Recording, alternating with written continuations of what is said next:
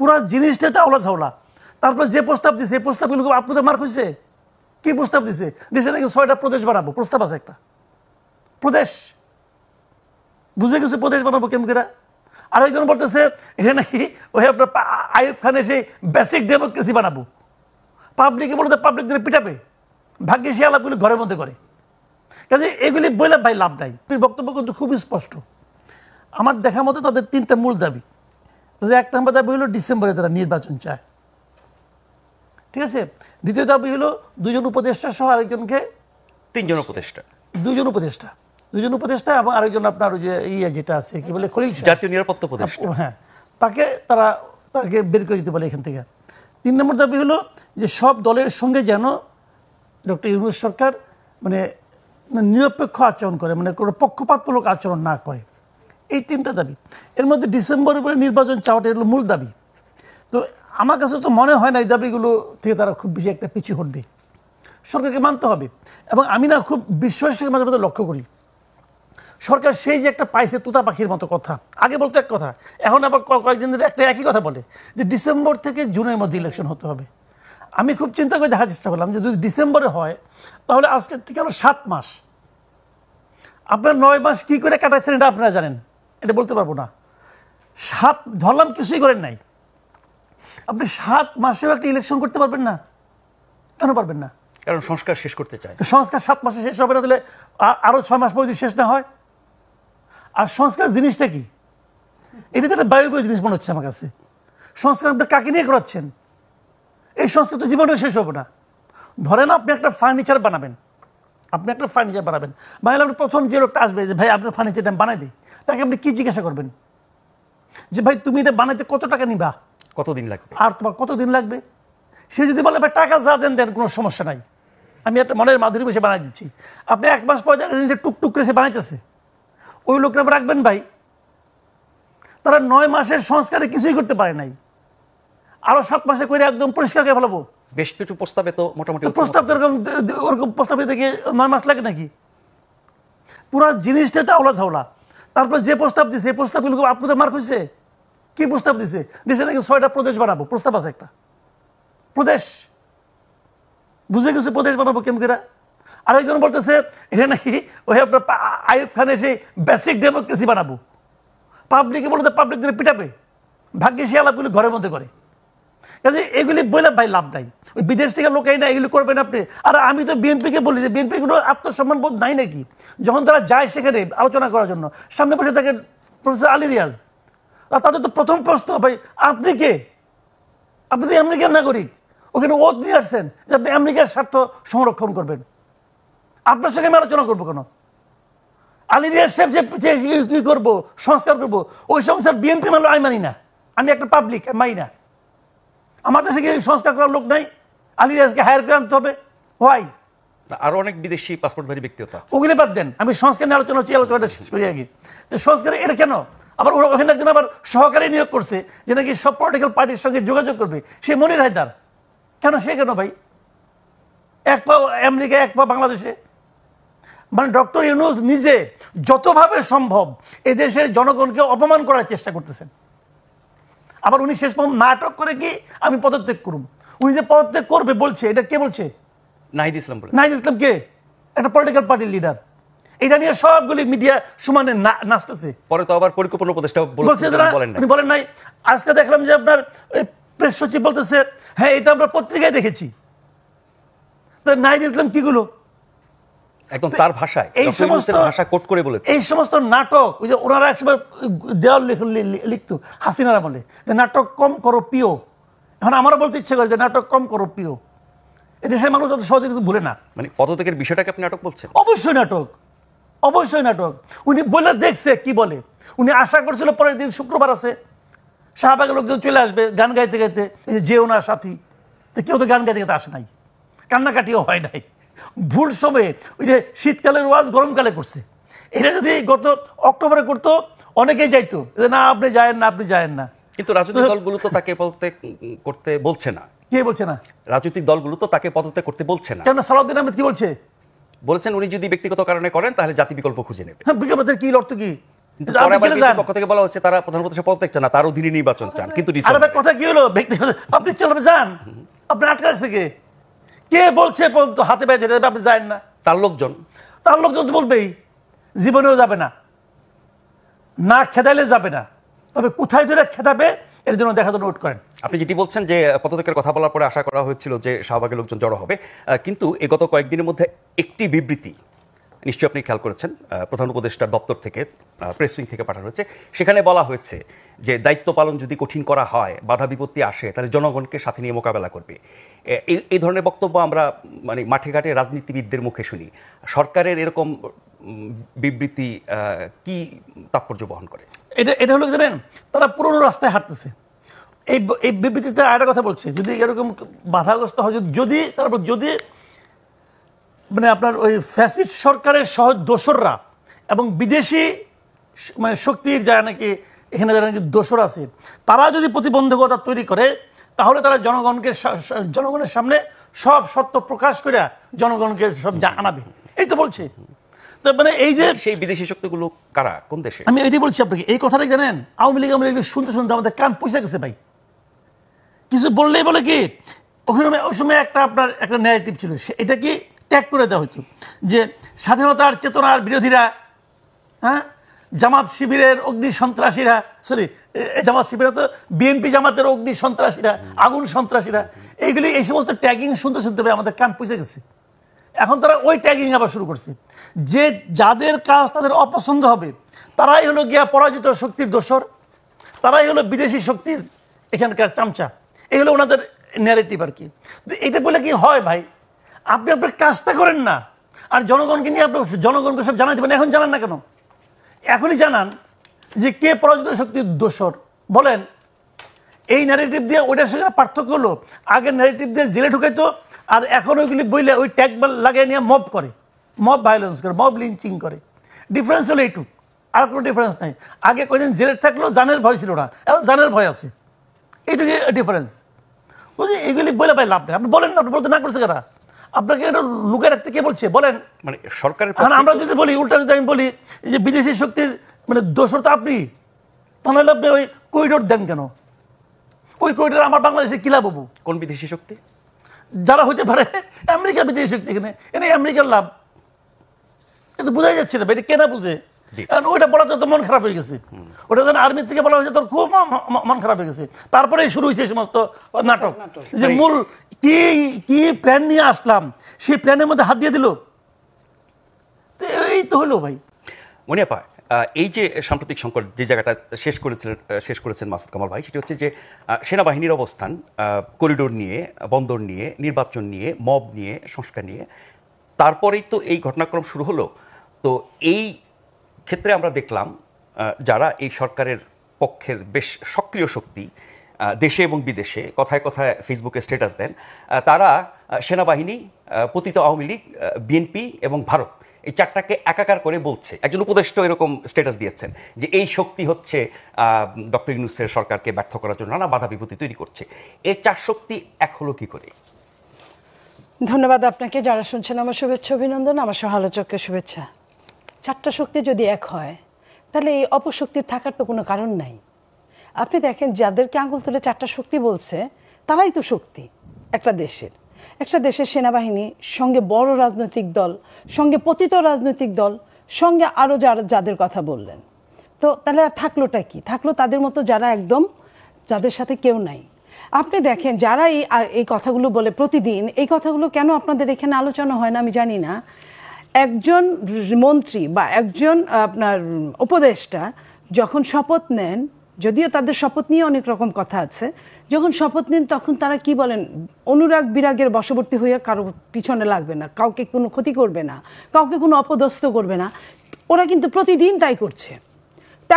আপনার জানান দিয়ে ফেসবুকে লেখে, এটা কিন্তু গরিহত অপরাধ, এটার জন্য তাদের পানিশ হওয়া দরকার, এটার জন্য তাদের পথটা চলে যাওয়া দরকার। তারা প্রায় দিনই এরকম করছে। শপথ ভঙ্গের জন্য ব্যবস্থা তো প্রধান উপদেষ্টা নেবেন, তার দিক থেকে তো আমরা কোনো কথা শুনি নাই। কারণ ওই যে লঙ্কায় যে যায় সেই হয় রাবণ, আর উনি এদেরকেই দেখভাল করে, যে নিয়ে কিনা এসে বসেই বলেছেন যে ছাত্ররাই আমাকে বসিয়েছে।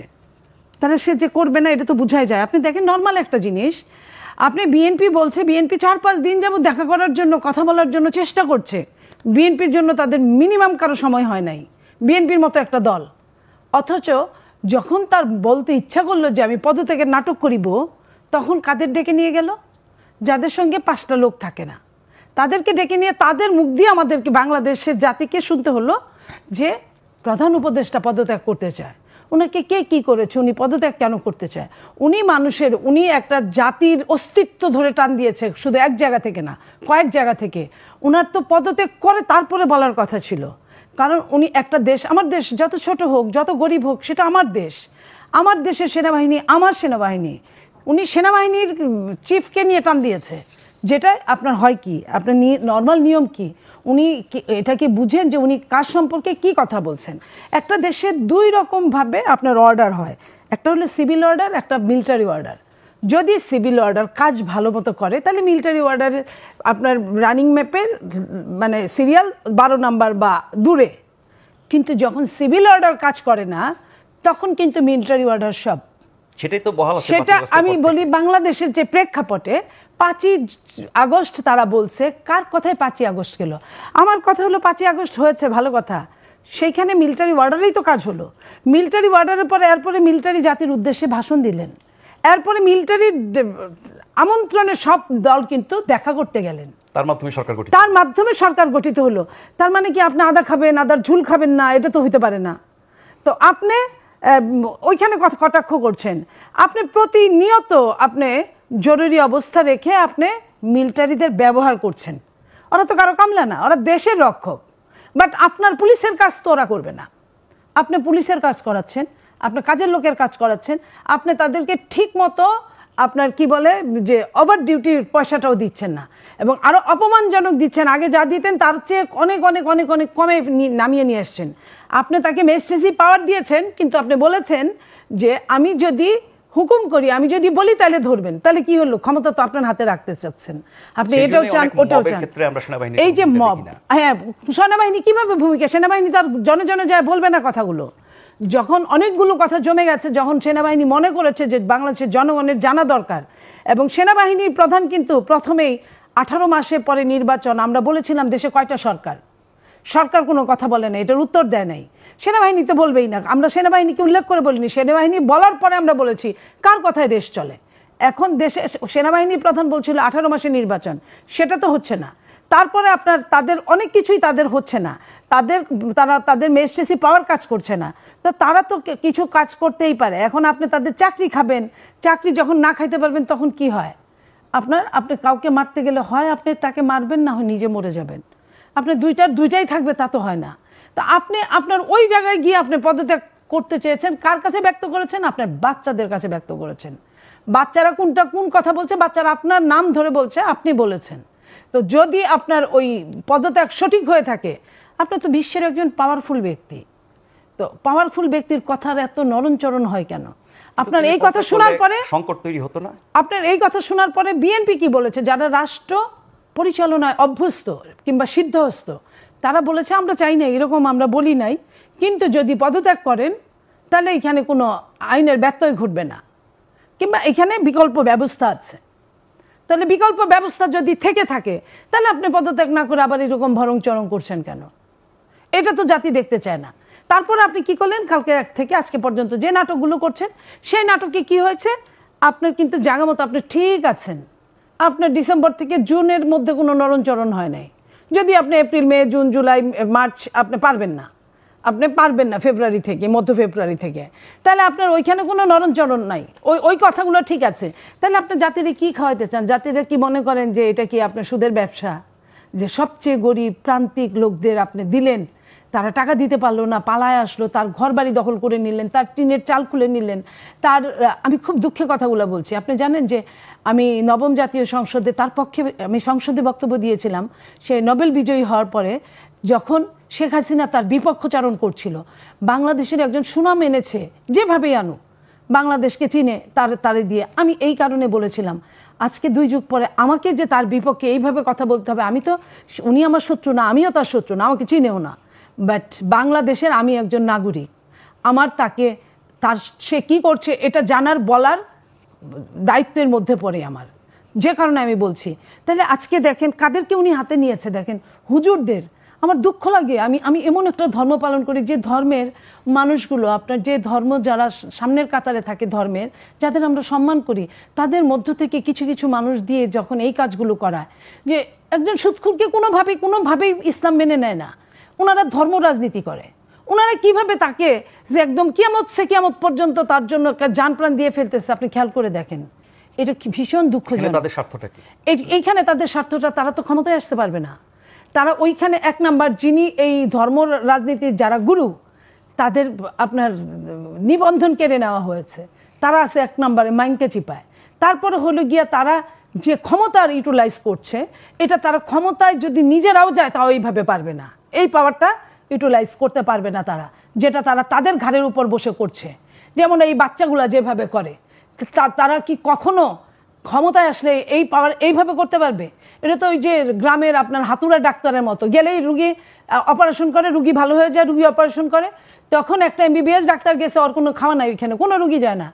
ডাক্তার যাওয়ার সময় শুধু বলে গেছে ওই ডাক্তারের যে তুমি যেহেতু তোমার ছাড়া রুগী কিছু বুঝে না, আমি জাস্ট তোমাকে একটু শিখাই দিতে চাই যাতে রুগীগুলা যাতে ভালো থাকে। যখন তাকে এই অপারেশন কিভাবে করতে হয় শিখাই দিল, তারপরে থেকে আর সে করতে পারে নাই। তো এই বাচ্চাগুলোর অবস্থা হয়েছে এরকম যে তারা তো হাতুড়ে ডাক্তার, তো তাদের সঙ্গে তার সম্পর্ক আর ইসলামিক জোটগুলোর সঙ্গে তার সম্পর্ক এরকম অবস্থা করছে। নইলে আপনি দেখেন প্রশাসন ইসলামিকরা চালাচ্ছে, তাদের কিন্তু লোক নাই। যে লোক আছে, এমনও জায়গা আছে তারা লোক খুঁজে না পায় পিয়ন ম্যানেজার বানাইছে। তো এই যে তারা, তারপরেও তাদের দিতে হবে। বিএনপি দেওয়া যাবে না। বিএনপি যদিও উপায় না থাকে দিল সফট বিএনপি, হার্ড বিএনপি হওয়া যাবে না। আপনি প্রশাসনের লোকজনের দায়িত্ব, আপনি প্রশাসন বলছি বা যেখানে যে প্রশাসনই হোক, সেটা বিশ্ববিদ্যালয় হোক, সবখানে ওটাও একটা প্রশাসন, সব জায়গায় এরকম। তো এই সুবিধাগুলো যে তারা পাচ্ছে, তারা তো অন্যভাবে এটা পাবে না। আর বিএনপিকে যে আপনার চাঁদাবাজের একটা তোকমা লাগাইছে, এই তোকমায় তো তারা হলো হেড অফ দ্য ডিপার্টমেন্ট, তারা সব হেড, তারা চাঁদাবাজিতে ফার্স্ট। মানে তারপরে যদি আপনি মেরিট লিস্ট করেন 99, 100, 101, 102 বিএনপির নাম পাইতে পারেন। হ্যাঁ, বিএনপি, আমি বলবো না যে বিএনপি ফেরেস্তা, কিন্তু বিএনপি যেটা করে, যেটা যেখানে ব্যবস্থা নেওয়া হয়েছে এবং যেগুলা যারা করছে খুব ছোট ছোট একদম প্রান্তিক লেভেলে, বিএনপির মতো এত বড় দল থাকলে অনেকের কোনো অবস্থানই থাকতো না। তো সেখানে প্রান্তিক লেভেলে তাদের অবস্থা যদি আপনি মেরিট লিস্ট ধরেন, তাহলে 101-এর উপরে তাদের নাম্বারিং করতে পারবেন। এই 1 থেকে 99 পর্যন্ত যারা করছে, যারা ব্যাংক নিচ্ছে, যারা আপনার হাসপাতাল নিচ্ছে, যারা আপনার বিভিন্ন আপনার এনজিও নিচ্ছে, যারা পরিবহন, বড় বড় পরিবহন নিচ্ছে, এই টাইপের যারা বুঝে কোনটা নিলে দখল, চাঁদাবাজি সবকিছুই। আপনার দখলটাও তো চাঁদাবাজি। তো অনেকখানে যেভাবে উপস্থাপন করে, এটা উপস্থাপনের উপর ডিপেন্ড করে। তা এখন যারা বিএনপি দখল করতে পারে নাই, তারা হয়তো বা কোনোখানে বলছে আমার এই টাকাটা দিস, বা আমি এই প্রোগ্রাম আমার এটা দিস। আমি এই জায়গাগুলাই বলছি যে এই কারণে বিএনপির এই দোষের কারণে কি বিএনপিকে পাত্তা দিচ্ছে না? না, বিএনপির এই দোষের কারণে যদি পাত্তা না দিত আমি সবচেয়ে খুশি হতাম। বিএনপিকে যে কারণে পাত্তা দিচ্ছে না সেটা হলো বিএনপির জনপ্রিয়তা। বিএনপিকে জনগণ ভালোবাসে। বিএনপি নির্বাচন দিলে বিএনপি চোখ বন্ধ করে, আপনি যতই জনপ্রিয়তা হরণ করার চেষ্টা করেন, আপনি ক্ষমতায় আনা থেকে বিএনপিকে বঞ্চিত করতে পারবেন না। যদি আপনি সঠিক নির্বাচন দেন, যদি আপনি লেভেল প্লেইং ফিল্ড দেন, যদি আপনি ইলেকশন ইঞ্জিনিয়ারিং না করেন, তাহলে আপনি বিএনপিকে সরায়, বিএনপির চরম শত্রু বলতে হবে এই কথা, যে বিএনপিকে এই সামনের দিনে ক্ষমতা থেকে সরায় ইলেকশন দিলে হেন কোনো অবস্থা নাই তাদের এককভাবে কোনো জায়গায় প্রার্থী দিয়ে, যারা আছে প্রার্থী দিয়ে জামানত বাজেয়াপ্তর কথা আমি বললাম, এটা বাইরে 2-1টা আসনে পাশ করবে কিনা আমার সন্দেহ হচ্ছে। কারণ বিগত দিনে যারা এই যে, আপনি কি নতুন দলের কথা বলছেন? আমি নতুন পুরান সবার কথা বলছি। বিগত দিনে আপনার যারা 2, 4, 10, 20টা আসনে সংসদ সদস্য হয়েছিল, তারা কেউই এককভাবে হয় নাই, তারা কারো না কারো আপনার ধামা ধরে হতে হয়েছে। সো আপনি কখনোই যখন একক হন নাই, তাহলে আপনার একক হতে গেলে কিন্তু একটু ব্যাপার, সবাই মিলে একটা শক্তি হতে পারে। বিএনপি তো না করে নেই। বিএনপি বলেছে যে আমরা এত বড় দল হওয়ার পরেও বিএনপি বলেছে আমরা জাতীয় সরকার করতে চাই। আর যে সংস্কারের কথা এত রকম ভাবে বলছে, বিএনপি 31 দফা সংস্কার তো কবেই দিয়ে ফেলেছে, আজকে থেকে 2.5-3 বছর আগে। বিএনপি জানতো যে একদিন এমন দিন আসতে পারে, কিন্তু বিএনপি জানতো না শেখ হাসিনার এমন ভাবে বিদায় হবে। এটা আমরা অস্বীকার করি না। এবং বিএনপি মাঠে ছিল না তাও না, বিএনপি মাঠে ছিল। বিএনপি আজকে যারা এত বড় বড় কথা বলছে, তাদের দিয়েই কাজ করাইছে বিএনপি, তাদেরই একটা সময় অর্থ দিয়ে কাজ করাইছে। আজকে তারাই বলে যে বিএনপি নাকি আওয়ামী লীগের টাকায় চলে। তো এই যে বিএনপি নায়ের মধ্যে থেকে বিএনপি যে তাদের দিয়ে কাজ করাইছে, সেই এক সবার এই কাজ করানোর ফলাফল হলো শেখ হাসিনার বিদায় নেওয়া। এক সময় বিএনপির শুভাকাঙ্ক্ষী হিসেবে আমরা অনেককেই জানতাম, যারা এখন বিএনপির বিরুদ্ধে সবচেয়ে কঠোর অবস্থানে। এর কারণ কি? এর কারণ হচ্ছে ওই যে ক্ষমতা। তারা হচ্ছে ক্ষমতা না জনতা, তারা ক্ষমতাই ক্ষমতা, তারা জনতা চায় না। তারা যা একটা সময় উপায় ছিল না, মাঝখানে রাস্তায় দেশে আওয়ামী লীগ ছিল, তারা বিএনপি ছাড়া কোনো উপায় ছিল না তাদের, কারণ তাদের শেল্টার লাগবে। তো এখন যেহেতু আওয়ামী লীগকে দেখা যাচ্ছে না দুর্বীক্ষণ যন্ত্র ছাড়া, এখন তারা মনে করে তারা তো একাই 100, আর তারা এই সরকারকে যদি, এই অবৈতনিক সরকারকে যদি, এই আপনার অস্থিতিশীল অস্থির সরকারকে যদি রাখতে পারে তারা, তাহলে তো তারাই ক্ষমতার যে ব্যবহারটা তারা করছে পুরা দমে, 16 আনার জায়গায় 15.5 আনা ক্ষমতার ব্যবহার করছে তারা, তো তাদের তো লস নাই, যে কারণে তারা বিএনপির সাথে এখন আর থাকতে চায় না। কখনো নিজেকে সরকারি দলের মনে করে, কখনো সর্বোচ্চ বিরোধী দলের মনে করে।